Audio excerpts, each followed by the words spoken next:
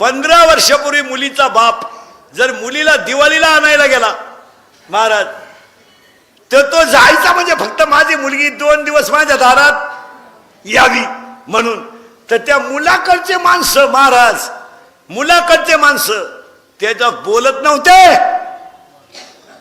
आलेल्या पाहुण्याशी बोलायचं नाही हो, त्या पाहुण्याला चहा लांबच, पण हे माणसं त्याच्याशी बोलत नव्हते. तो खास फक्त कोणासाठी यायचा? पोरीसाठी.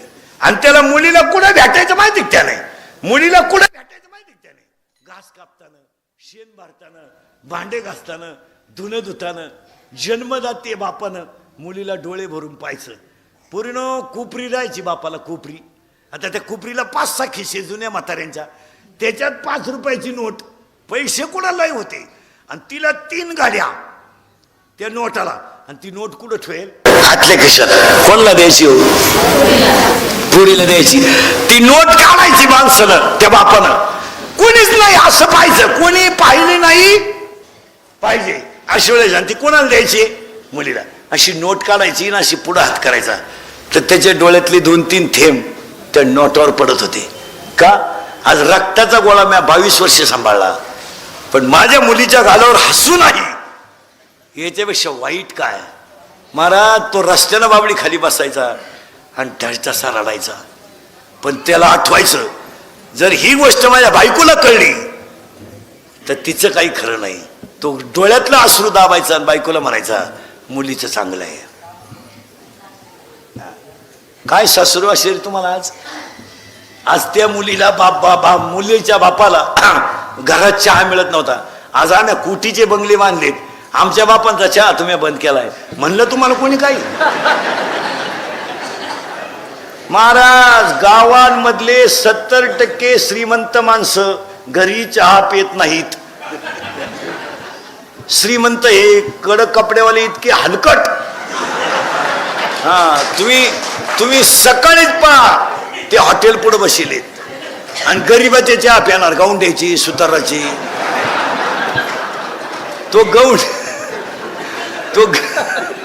तो गौंडी इटभर इटा रचाया जातोय आणि तो याला म्हणतो, दादा चहा घेता का? द्या बा. अरे काय? आणि चहा पिताना हा दादा काय सांगतो माहितीये का? थोरल्यानं JCB घेतलाय, कान फाटी दिला बाई 2000. काला घेतलाय? अरे तुला चहाला पैसे नाही का? तुला खड्डा घ्यायला घेतला का? हो, आता तुम्ही बोंबलत नका तो आमच्या वाढणे आहे ना, आमच्या वाढणे आहे. आज वाघासारखे गडी पण बिबटे करून टाकले तुम्ही. बिबटे काय डरायची मंडळी लग्नाच्या अगोदर. यावंच लागतं आणि भोगावं लागतं. काही गोष्टी आहे ना महाराज, समाजाच्या डोक्यातून काढून टाकल्या पाहिजे. समाजाच्या डोक्यात काही खटके आहेत. आता कीर्तनात बसलेले सगळे सुशिक्षित लोक आहेत, सगळ्याच थरातले लोक आहेत. 99% लोकांच्या डोक्यात एक खटकी आहे का मुलगी सर्व्हिसवाल्याला दिली का सुखी होते. हा मुद्दा तुमचा अभ्यास पूर्ण आहे का तात्पुरता आहे? बारीक उत्तर द्या. तुम्ही त्या मुलीच्या आयुष्याचा अभ्यास करून निर्णय घेऊ राहिले का लोकांनी तात्पुरता मानव म्हणून घेऊ राहिले?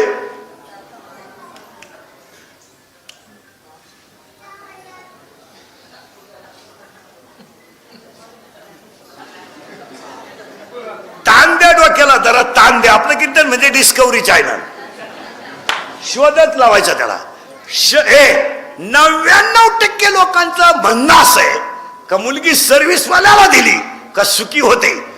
हा विशाल विचार आहे का तात्पुरता विचार आहे? तात्पुरता विचार आहे. तात्पुरता. व ती गाडीत हिंडल, बंगल्यात राहील आणि सुखी होईल.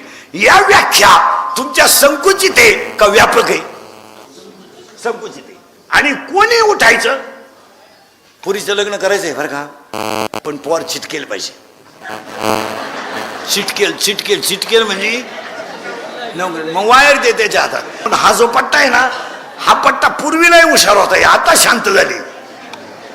पूर्वी काय करायचे या भागातले लोक, पोराचं लगीन जमत नसलं का मुंबईला नेऊन घालायचे.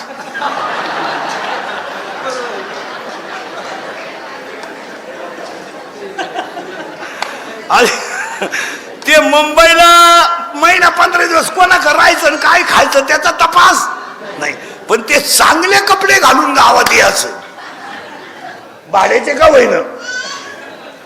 आणि ते गावात आलं का धोत्रावाली साधी मंडळी, मग त्या पोराच्या आईनं बोबाटा करायचा.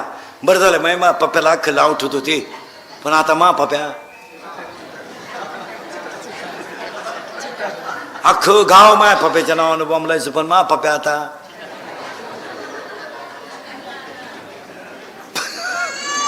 पप्प्याची आई मा पप्प्या आता मग कामाला लागला. आणि याचा बोग मोठा गावात झाला का साधे धोत्रावाली माणसं म्हणायची मग आता असं करा करून टाका. झालं ना लग्न, पोर गेलं मुंबईला, 2-3 महिन्यात भांड्याचा टेम्पो गावात. का रे बा कंपनी बंद झाली, अहो ते लग्नापुरतच गेलत.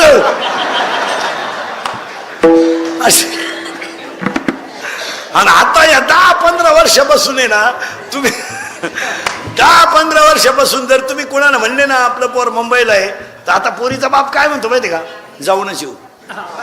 कारण आता लोकांना माहीत झालंय 9 वाजता मधून निघलेला माणूस संध्याकाळी मुंबईतून जाऊन सुद्धा काम उरकून रिटर्न झोपायला घरी येतोय, हे लोकांना आता.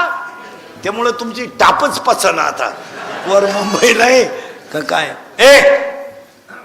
आणि 100% ही सर्व्हिसवाली मंडळी सुद्धा तुम्हाला सांगतो लग्न जमावताना हुशार आहे ती, बरोबर गरीबाला डाव टाकणार महाराज. ही मधले जमावणारे दलाल आहेत ना, दलाल, हे लग्न जमावणारी मधले टघे दरोडेखोर प्युअर भामटे महाराज. यांनी काय म्हणायचं माहिती का बैठक बसल्यावर, तुमच्याशी संबंध सगळं मिळालं. एवढं वाक्य तो कोण ऐकतो माहिती का, आता मुलगी मला आहे, मुलगी तुम्हाला आहे, मुलगा मला आहे, मुलगा तुम्हाला आहे, मी तुमच्या मुलासारखा आहे. कोणत्याही मुलीच्या बापाला आनंद होणं साहजिकच आहे. अहो पाहुणे मोठे असून काही मागं न, तो काय करतो माहिती का, 20 गुंठे जमीन विकला, भारीत भारी बँड, भारीत भारी मंडप, भारीत भारी जेवण आणि भारीत भारी पाहुणे रावळे, अख्ख्या वरणाला तुरे. आता पूर्वी पुरुष फेटा बांधायची, आता यांनी सुरू केलेत फेटे. मग आम्हाला घ्या नऊवार, पुरी निघाला पॅन्ट शर्ट, आम्ही घालतो गाऊन. बावळ्याचा बाजार. बरं केवढ्याचा फेटा बांधलो बाई, गडी होईल बांध फेटा. हो एका लग्नाला गेलो महाराज मी, कार्यालयात लोक बसले होते, तोंड इकडं होतं कार्यालयाचं, सगळे माणसांची पाठ दिसायची, तोंड दिसत नव्हतं. आणि बायांनाही फेटे, पुरींनाही फेटे, पोरांनाही फेटे, अख्खी तुरी. आणि मंगलाष्टक सुरू झाली म्हणून मी काय आलो आणि पायरी चढलो, एका बाई शेजारी बसलो, आरडली ती बाई.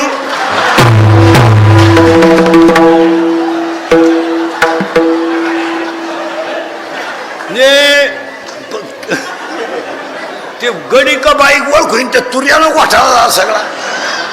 ती बरं होतं तिनं महाराज म्हणून सोडला, नाही तर दुसरा हल्ला असता एखादा. विनोदाचा भाग सोडा.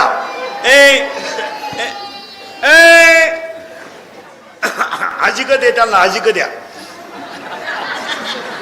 ते आजिकत राहतात फक्त. आणि आजी काय म्हणते माहिती का, माझ्याशिवाय पप्या राहत नाही. पप्या राहतोय ना, तू नाही सांभाळला तर